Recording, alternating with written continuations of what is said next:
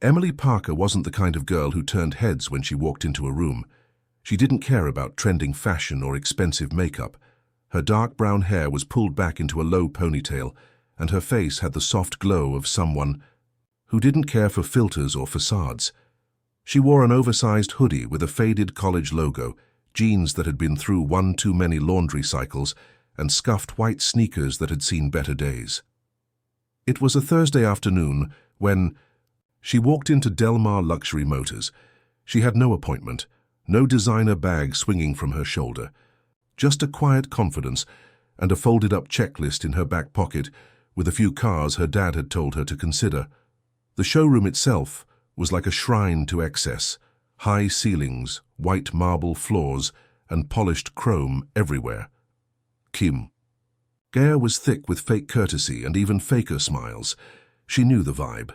She'd been around money her whole life, even if she never acted like it. Her father, Michael Parker, had built an empire from steel and shipping. He never flaunted it. He wore jeans to board meetings and drove a pickup truck despite owning a dozen exotic cars. And Emily had inherited that same attitude, modest, no need to show off. But that didn't mean she was blind to how the world treated people who didn't look rich. The moment she stepped in, 3 different employees noticed her. None of them moved. One glanced at his watch, another sipped coffee. The third just stared, eyes trailing her hoodie like it was contagious. She ignored them and wandered to a sleek silver Mercedes-AMG GT, the kind of car that purred like a wildcat and cost more than most homes. She crouched down slightly, eyeing. The wheels, the brake calipers, the grille. She loved machines, cars especially. It wasn't just about the flash, it was about precision, engineering, soul. "Ma'am?" a voice called sharply. She turned around to see a tall man approaching, slick hair, tight smile, stiff suit. His name tag flashed Brad, senior consultant. He looked her over once, not her eyes, just her clothes. "You need help with directions or?" asked, voice coated in sarcasm. "No," Emily said, trying to stay calm. "I'm looking at the GT. I wanted to—" "Uh-huh," Brad interrupted. He didn't even try to hide his smirk. "Right. Look, we get a lot of walk-ins who come in here thinking this is a car museum. It's not. You can't sit in the car, and we don't do joyrides. So unless you have an appointment or someone here expecting—" He didn't finish the sentence. He didn't have to. His eyes said it all. "You don't belong here." Emily blinked. "I'm actually here to buy." Brad chuckled under his breath, stepping closer. "Is that so? You planning to pay with a TikTok following, or do you have a sugar daddy waiting outside?" The words hit her like a slap. Her jaw clenched, but she kept her voice even. "Neither. My father—" Brad held up a hand, cutting her off like a child. "No need for stories. Look, let me save you time. The cheapest car here is $89,000. That's not including taxes, maintenance, or insurance. Do you even have a license?" Emily could feel her heartbeat in her ears, not because she was nervous, but because she was angry, humiliated. She wasn't the type to throw her father's name around, but God, she wanted to now, just to wipe that smug look off his face. "I'll come back later," she muttered. He smiled as if he'd won something. "Sure, you do that." And just like that, he turned around and waved to security like she was a shoplifter. A uniformed man followed her slowly as she walked out of the showroom. Outside, the cold wind slapped her cheeks. Her eyes burned, not from tears, but from holding them back. She sat in her old Mazda, a car she'd insisted on keeping even after her dad offered to buy her a brand new one. She stared at her hands on the steering wheel for a long time. She could hear Brad's voice in her head. Joyride, TikTok, sugar daddy. She thought of all the people who got treated like that daily, just because they didn't fit a certain mold. It wasn't even about her anymore. That night at dinner, her father noticed something was off. Michael Parker wasn't a man of many words, but he read people like blueprints, especially his daughter. "What happened today?" he asked after a long silence. Emily didn't want to tell him. She didn't want to sound petty. But something about the way he looked at her, genuine concern, not curiosity, made her speak. She told him everything. He didn't interrupt, didn't react, just nodded slowly, taking it all in like data in a spreadsheet. Then he stood, walked to his study, and made a single call. The next morning, Del Mar Luxury Motors was already buzzing. Brad was sipping his iced latte and flirting with a blonde client when the showroom doors opened with a quiet swoosh. Every head turned. A black Rolls-Royce Phantom glided into the UE. Valet spot like a ghost ship. Behind it came two more, one white, one emerald green, then a Bentley, then a Bugatti. It was like the royal family had arrived. The man who stepped out of the first car was unmistakable. 6'2", salt and pepper beard, navy suit worth more than most employees' annual salaries. Michael Parker. People whispered. Phones came out. Managers stood up straighter. Brad froze mid-sentence, latte halfway to his mouth. Michael walked straight to the receptionist and asked calmly, "Where is the man who kicked my daughter out of here yesterday?" The silence was thick. Brad turned pale. Michael's eyes locked. Onto him, cold and direct. "Let's talk," he said, and hell was just beginning to warm up. Brad felt his stomach twist as Michael Parker stared him down. It was one of those looks that didn't need volume to deliver the threat. It was calm, silent, and terrifying. The kind of look that came from a man who owned things you didn't even know were for sale. Michael didn't raise his voice. He didn't have to. He simply said, "Office, now." The manager, some middle-aged man with thinning hair and a permanent, fake grin, sprinted across the showroom and tried to wedge himself into the situation. "Mr. Parker, welcome. We didn't know you were—" Michael raised one hand.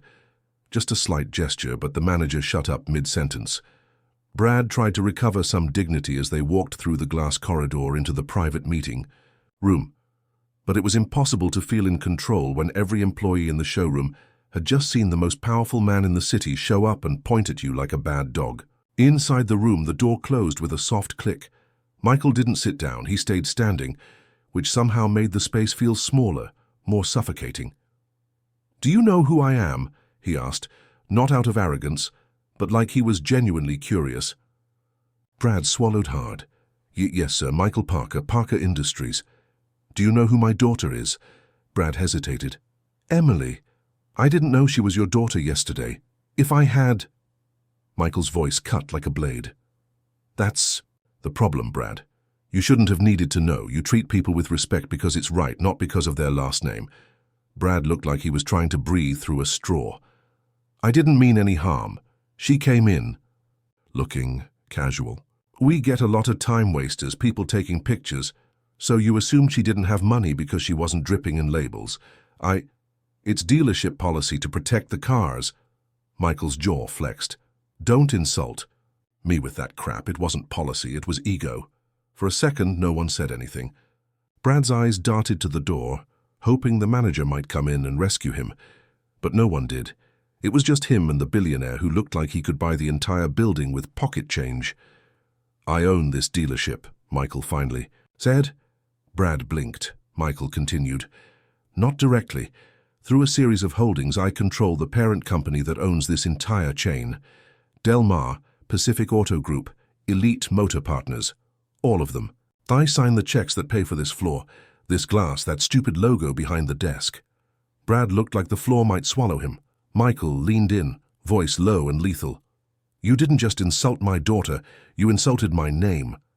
You embarrassed a woman who did nothing but walk in here and look at a car." Brad opened his mouth, but no sound came out. "You're fired," Michael said, straightening his cuffs. Please, I'm not done." Brad froze. "You're not just fired. I've made some calls. Your license will be under review by the Auto Retail Ethics Board. The footage from yesterday, already submitted. Your face will be on every newsletter in this industry by noon." He stepped closer, so close Brad could smell the faint cologne on his suit.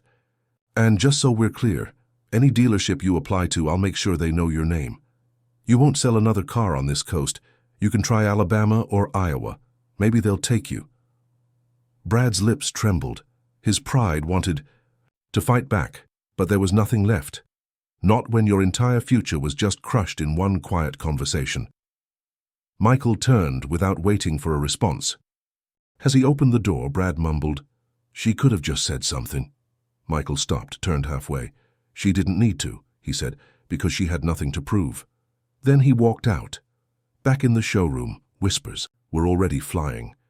The receptionist had vanished.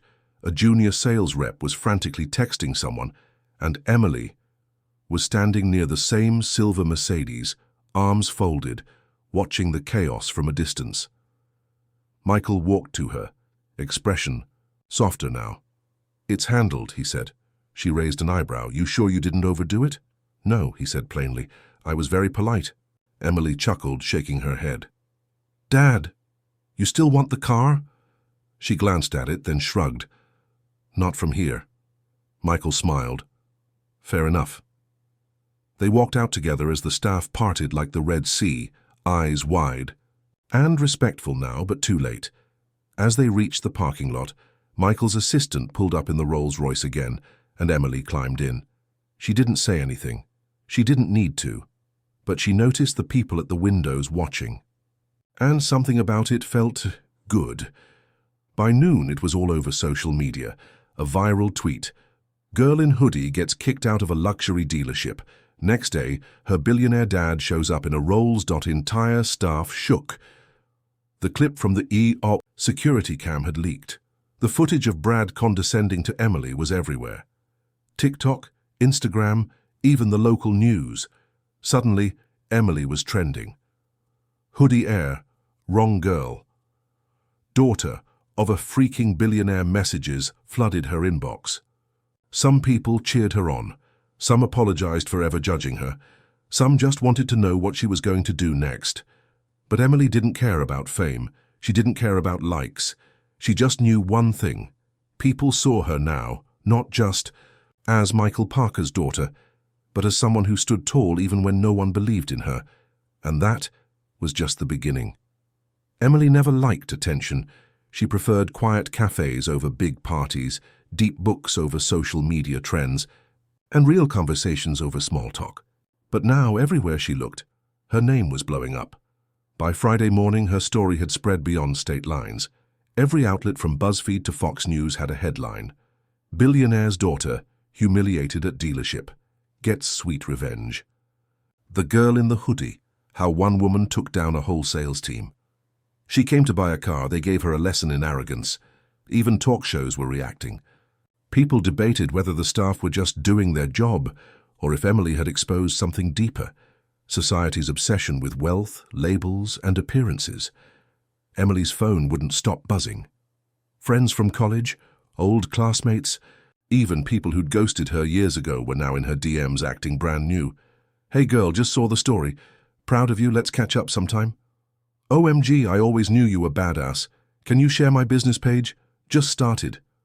A lash line. "You should totally start a blog or something. Ride the wave." She rolled her eyes so many times her head hurt. Where were all these people when she was studying until 3 a.m.? Where were they when she had no makeup, no parties, and no interest in clout? One message, though, hit different. From Aaron. She stared at it for a full minute before opening it. Wow, they really messed with the wrong one. Proud of you, Em. Hope you're doing okay with all the chaos. Aaron had been her closest friend in college. They'd almost dated. Once. He was one of the few people who saw her for who she really was. She smiled at the message but didn't reply. Yet. She wasn't ready to deal with the emotional wave that came with his name. Instead, she focused on the one thing that kept her. Grounded work. Emily was an engineer by degree and a problem solver by nature. She had always dreamed of starting her own eco-car company, something sustainable, affordable, and actually smart. But every time she pitched the idea at networking events, she'd get the same patronizing response. "Sweetheart, focus on modeling. Maybe try working for Tesla first. Build your name. Investors won't take you seriously without a male co-founder." Now suddenly she had the world's attention, and she wasn't going to waste it. Michael noticed the shift. In her. At dinner that night, he set his fork down and said, "So what are you planning to do with all this attention?" She sipped her water, thinking carefully. "I'm going to start the company," his eyebrow raised. "The one with the battery-powered smart system?" "Yep, but not just electric cars. I want to make high-performance vehicles that don't scream, 'Look at me.' Cars for real people, engineers, teachers, students, but sexy enough to make heads turn." He smiled slowly. You want funding? She shook her head. No, I want to build the pitch myself. Let me try the hard way first. Michael chuckled, clearly proud. You've got 2 weeks, impress me. She grinned. Deal. Meanwhile, Brad's life was falling apart. After the firing, he'd tried damage control, claimed it was all a misunderstanding, that Emily baited him for clout, but the internet didn't buy it. Old customers came forward with similar stories. His name became a meme. Don't be a Brad. Brad it up again. If Brad sold oxygen, I'd suffocate. He couldn't get hired anywhere. One dealership owner literally laughed and said, "Dude, you got roasted by a girl in a hoodie. No thanks." Even his girlfriend dumped him. "You embarrassed me in front of the entire country," she'd shouted, slamming the door. Now he was broke, bitter, and blaming Emily for all of it. "I'll sue her," he told his buddy over drinks. "Defamation." "You told her she needed a sugar daddy on camera," the friend replied. "Bro, sit down." Back in Emily's world, things moved fast. Her story had caught the attention of not just car lovers, but young women all over the country. Women who'd been underestimated, dismissed, talked over. They flooded her inbox with stories of their own. Interviews where they were judged by their lipstick. Meetings where they were ignored. Dreams they'd been told were too big. It lit something inside her. So, she launched a social page. Other Wrong Girl. In 1 week it had 300K followers. Not because she posted glamour shots, but because she posted truth, raw, real clips, her reading hate comments and laughing. Her in the garage, sleeves rolled up, building a prototype with her friend Nina. Her sketching designs at 2 a.m. with coffee stains on the blueprints. She wasn't selling a fantasy. She was building something. Her first post read, "They judged the hoodie. They missed the brain inside it. That's on them." And the comments exploded with support. Even some celebs chimed in. A famous female CEO tweeted, "She's the real deal. I'd invest in her without blinking." Suddenly, people were asking, who is Emily Parker really? What is she building?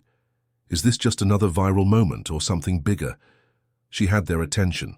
Now she had to prove she deserved it. And in a luxury boardroom uptown, a group of powerful investors were already watching, waiting, betting on whether the girl who got kicked out of a dealership would change the auto world or just fade like every other viral moment. But Emily? She wasn't fading. She was just getting started. The investor pitch meeting was held on the 42nd floor of a downtown glass tower. The boardroom overlooked the skyline like it owned it, with floor-to-ceiling windows and a long black marble table that looked more like a weapon than furniture. Emily walked in with her hair in a bun, no makeup, dark jeans, and a smart black blazer. She carried no briefcase, just a tablet with her prototype schematics and a folder with her 5-year plan, one she'd written by hand. No one fluffed it. No one coached her. This was all her.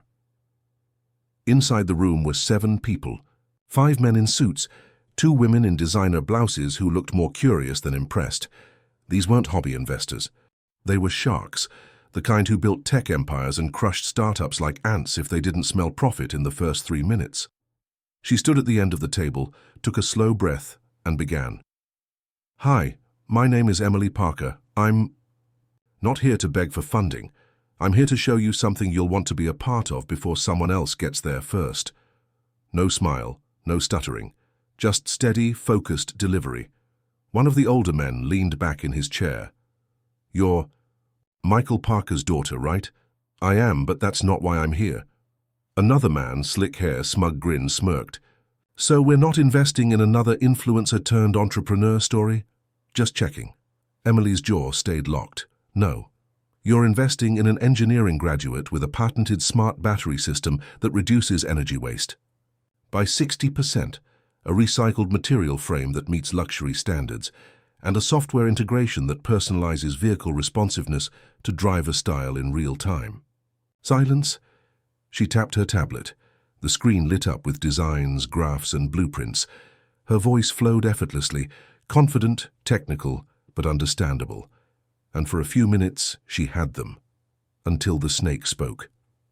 His name was Malcolm. Royce, vulture investor.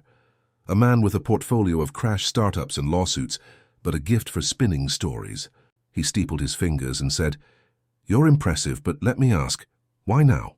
Why launch this when the buzz from your little dealership scandal is still hot? Feels opportunistic." Emily didn't flinch. "Timing matters, but I didn't. Go viral on purpose. I got disrespected, and it resonated because people are tired of the same gatekeeping. My story hit because it's real, and I'm using the attention to fuel something bigger. Not sell merch, not become a brand, to build." The room went quiet. Malcolm leaned forward. "Let's say we invest. What's your plan to scale? You've never run a business." "I've studied every failure in this space for the last 5 years," she replied, "including yours." One of the women on the board smirked, trying not to laugh. Even one of the men coughed into his hand to cover a grin. Malcolm's face twitched. Emily continued, "I'm not promising overnight success. I'm promising something that doesn't need to be wrapped in hype. A smart car for smart drivers. You invest, you get equity. You don't, I'll find someone who sees the future." By the end of her presentation, 4 of them requested follow-up meetings. Malcolm didn't. He just smiled like a snake, shook her hand and said, "You've got guts, Emily, but this isn't a world that forgives pride." She stared him down. "Good. I'm not here for forgiveness." Later that night, back in her small home office, Emily was sketching a new version of her prototype when Nina burst through the door. "You did it!" Nina shouted, holding her phone up. "Girl, you're gonna be in Forbes." "What?" "Forbes. They just listed you as one of the top 10 disruptors under 30. You're number 3. And the cover says, 'The girl they laughed out of the dealership.'" Emily leaned back, stunned. She wasn't even trying to be famous. She just wanted her work taken seriously. "I didn't ask for this," she whispered. Nina grinned. "Yeah, and that's why you deserve it." Her phone buzzed again. Another text from Erin. "Saw the article. Damn proud of you. Let me know if you want to talk sometime. Just talk." She stared at the message for a long moment.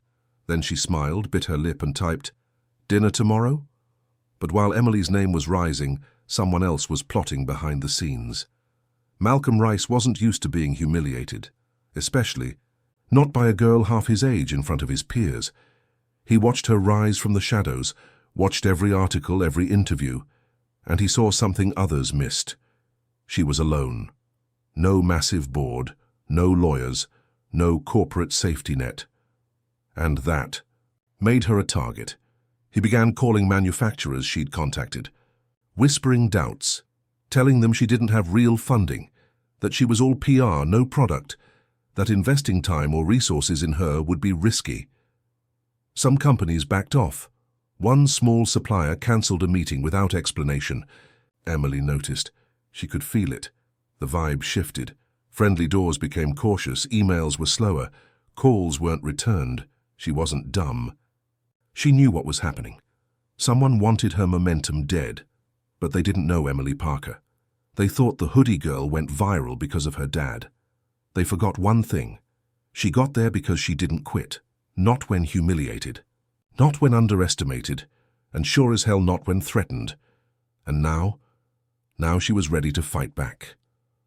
Emily sat alone in her apartment's kitchen, fingers tracing circles around her coffee mug, the usual confidence that carried her through. Interviews and investor meetings was quiet now, like it had slipped out the back door and left her with nothing but doubt. She'd spent the past week watching her momentum quietly stall. Every manufacturer she'd been in talks with either backed out or delayed indefinitely. The software developers she'd wanted to bring in, suddenly too busy. Even the tech firm that once raved about her design ghosted her completely. It didn't take a genius to see what was happening. Someone was poisoning the well. But Emily didn't have proof, just whispers, cold shoulders, and a gut feeling that someone wanted her done, before she even really began. Michael noticed it too. At breakfast, he sat across from her, skimming headlines on his tablet while she barely touched her toast. "Your face looks like it's fighting gravity," he muttered, eyes still on the screen. "I think someone's running interference," she said softly. He looked up. "I'm not stupid. Suppliers backing out, developers vanishing. It's coordinated." Malcolm Rice, Michael said instantly, like he had been waiting for her to say it first. You think so? Michael nodded slowly. I've dealt with that snake. He doesn't lose gracefully, and he hates women who don't beg. Emily leaned back in her chair, arms crossed, tension in every inch of her spine. I wanted to do this without pulling strings, without waving your name like a damn flag. Michael's expression didn't change, and you did. But now it's not about pride. It's about survival. You don't fight snakes with smiles, Emily. You burn their nest. Her eyes locked on his. How do I fight back? Michael grinned just slightly. You let me help. She hesitated, then nodded. Just this once. Later that day, she got a call from someone unexpected. Emily, a warm voice said through the phone. It's Erin. She stood up from her chair so fast she nearly knocked it over. Hey, you're calling early.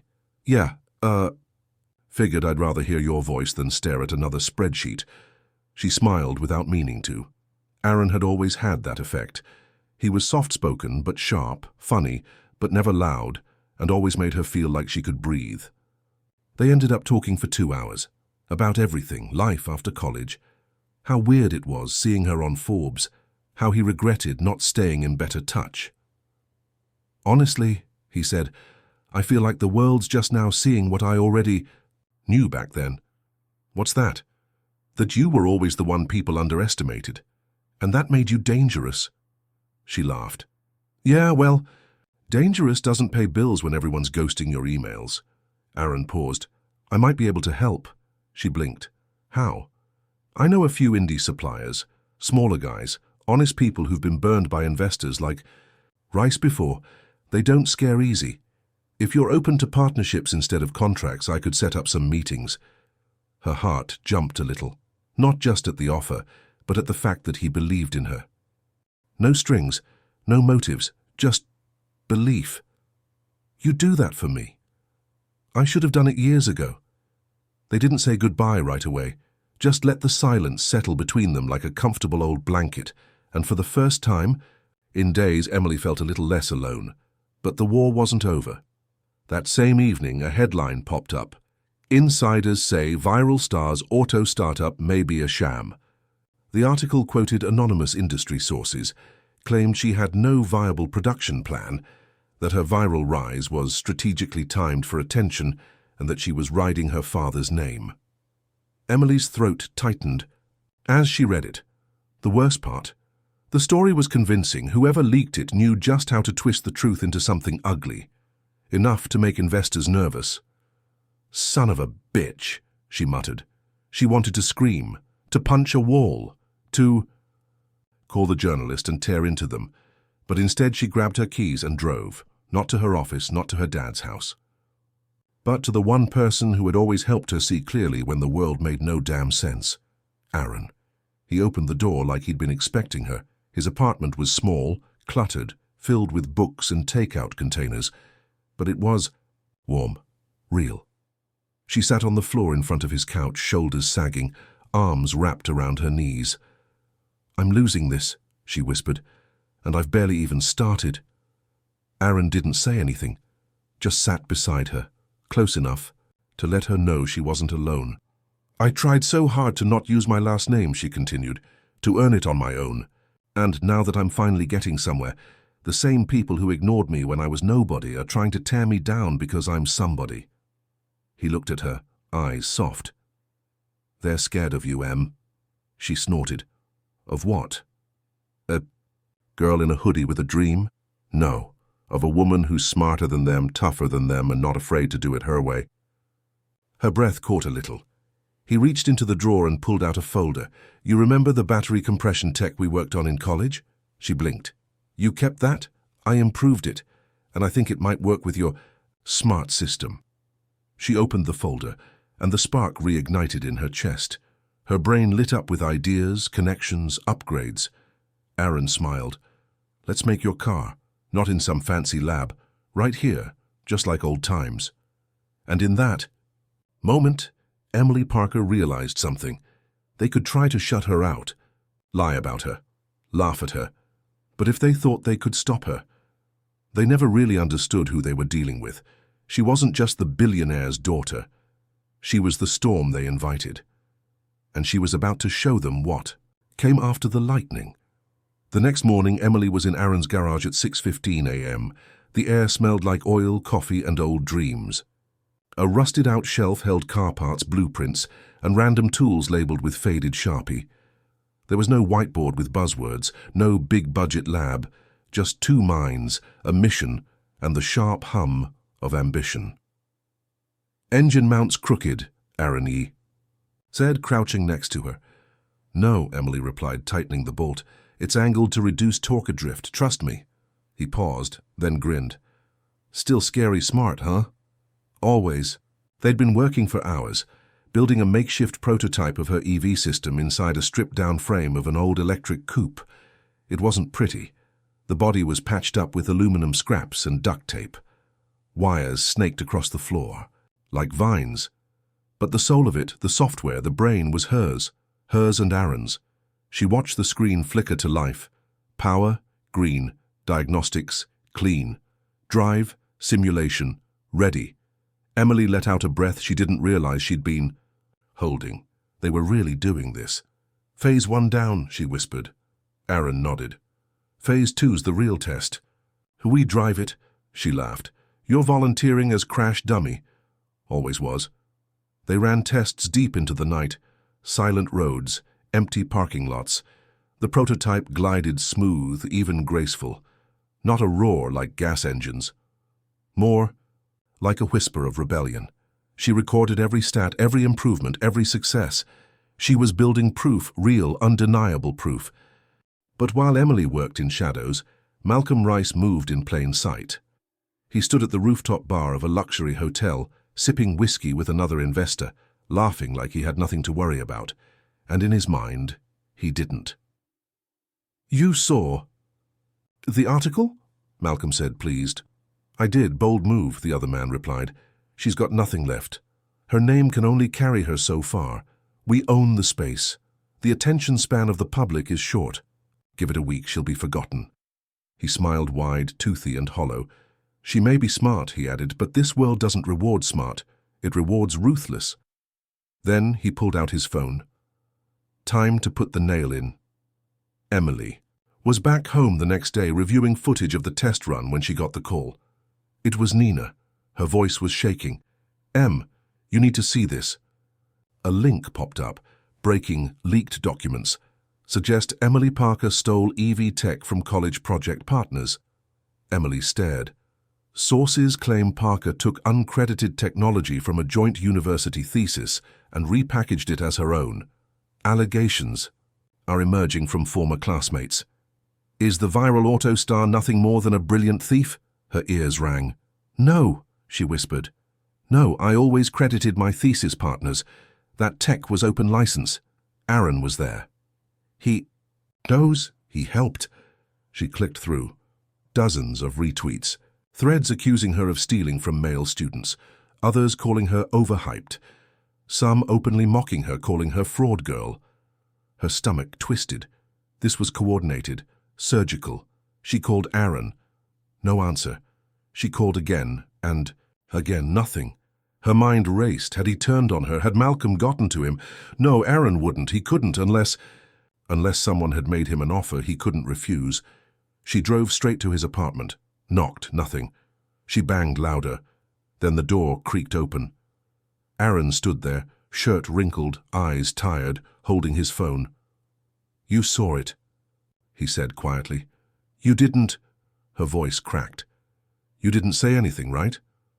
"Of course not," he snapped. "Are you kidding me?" "Then why didn't you answer?" "I was trying to fix it before it got worse." They stared at each other, the air thick between them.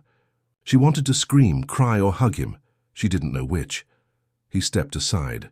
She walked in. Inside his kitchen were scattered notes, laptops, screenshots. He'd been tracking the IPs behind the leaked article, digging into who fed it to, the press. "It wasn't a student," he said. "It was someone using burner accounts and third-party drop emails, corporate-level, smart-level sabotage."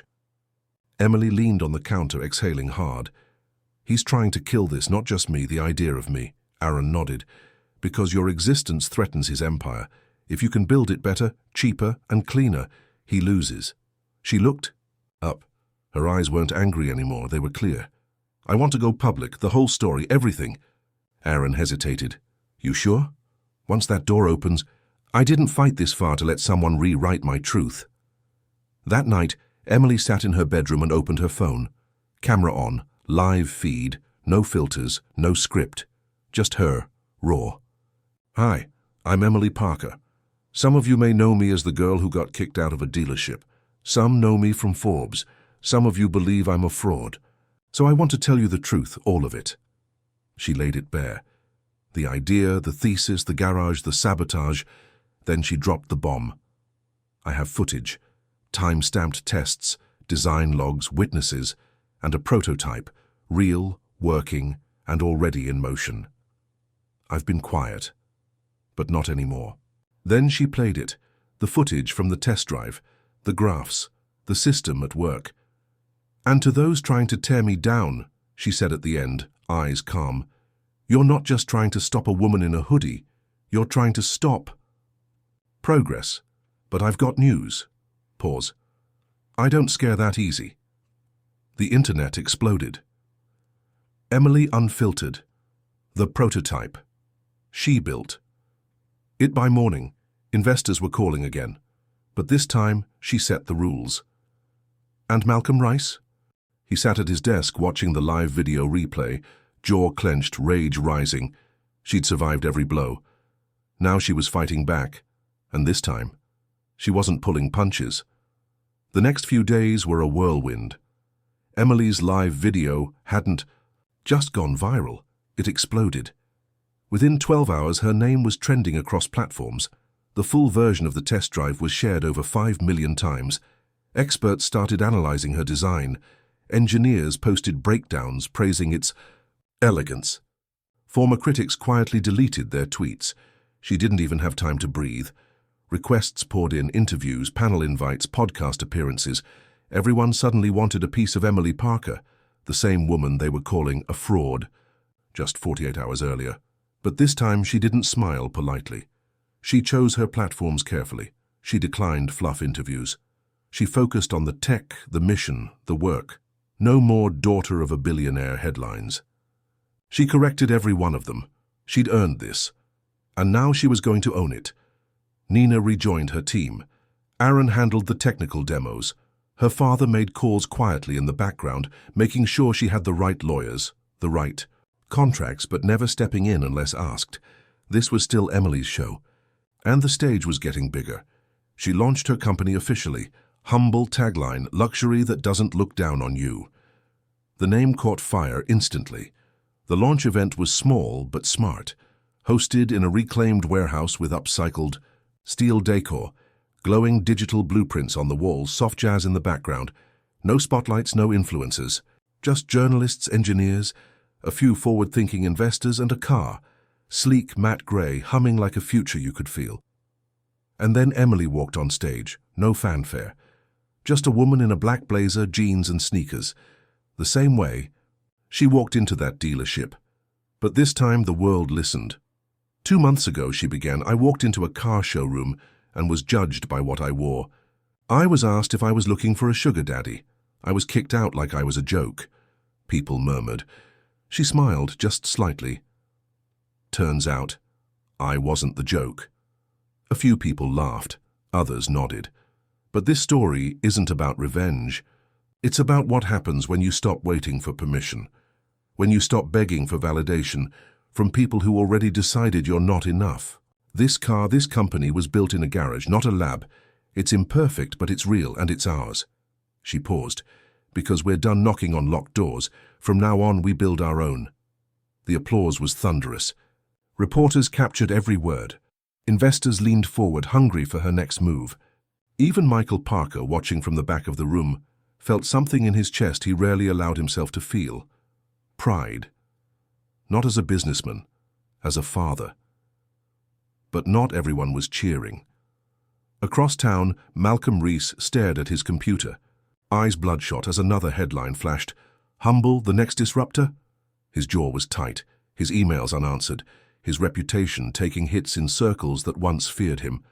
Emily had outmaneuvered him. Worse, she'd done it without playing dirty. He slammed his fist on the desk. "She wants war?" he muttered. "Fine."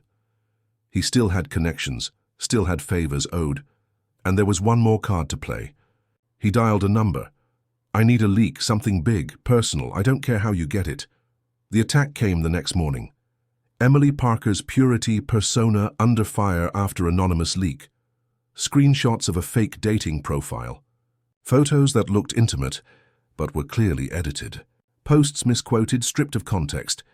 One even implied she slept her way into tech rooms. It was desperate, sloppy, but it spread fast. "Not so humble, Ampach. Liar in luxury. Sugar-coated star." Emily saw the headlines on her phone while reviewing a supplier contract. She didn't flinch. "I knew this was coming," she muttered. Nina looked panicked. "Do we take legal action?" Aaron was already pulling up IP trackers. "We trace, we hit back." But Emily? She had a different idea. That night she went live again, camera on, no makeup, no notes. "I'm not going to spend 10 minutes explaining why a bunch of photos are fake. If you believe them, you were oi. Looking for a reason to hate me anyway. I'm not here to be pure or likable or soft. I'm here to build. And if that threatens people, good." She stared into the lens, jaw tight. "You've watched a man try to erase me with lies. He failed. You watched him try to smear me. He failed. And now I want you to see what it looks like when a woman doesn't break." Mic drop. The internet broke. Again. Do we stand with Emily? Keep building. Burn the old boys club. Dozens of celebrities, CEOs, and even auto manufacturers reposted her clip with full support. Even Tesla's former lead engineer tweeted, "This girl's not going away, thank God." And in a sleek black office across town, Malcolm Reese got a call from one of his partners. "You're out," the voice said coldly. "We're done." Backing a loser. The line went dead. 2 days later, Emily sat in the back of a car, hands in her lap, staring out the window. It wasn't just any car, it was her prototype, the one she built with Aaron.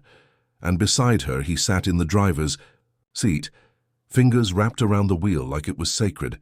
"Are you ready for this?" he asked. She nodded. "Let's take it home."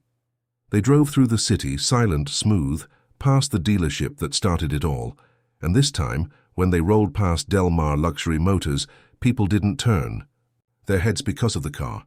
They turned because of her, Emily Parker, the girl they kicked out, the girl who didn't scream but built, the girl who never needed revenge to win, just the truth.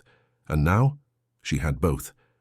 6 months later, the world looked completely different. Emily Parker's name no longer lived in hashtags. It lived in headlines, contracts, and the signature. Plate of Humble's very first production vehicle, now in pre-order across 17 countries. The car codenamed QV1, Virgin One, a nod to how it all began. Wasn't just a car.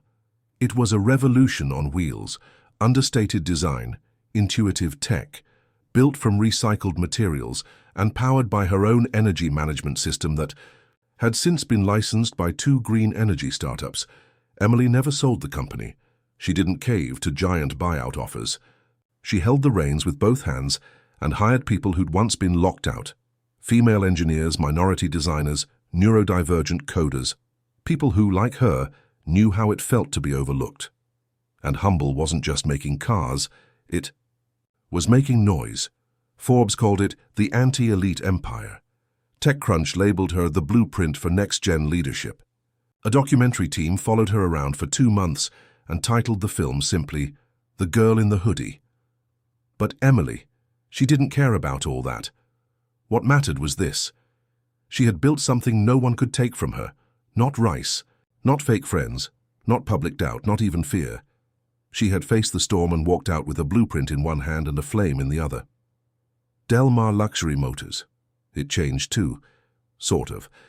After the scandal, the parent company cleaned house. They rehired under new management and launched a campaign for diversity and ethics. It felt performative, but Emily didn't care. She hadn't returned. Not once. Until now. She stood outside the glass doors with her hair tied back, dressed in sleek black, holding a box. Aaron stood next to her, grinning. Full circle. Yep. She walked in. A younger receptionist blinked at her. Can I help? Wait. You're... Emily smiled politely. Just dropping something off. She walked to the front desk, opened the box and pulled out a small plaque. Solid oak, engraved in silver. Let no one be judged here by wealth, gender, or clothes. A girl they once turned away. She placed it on the counter. The room was silent. Emily turned without another word and walked out.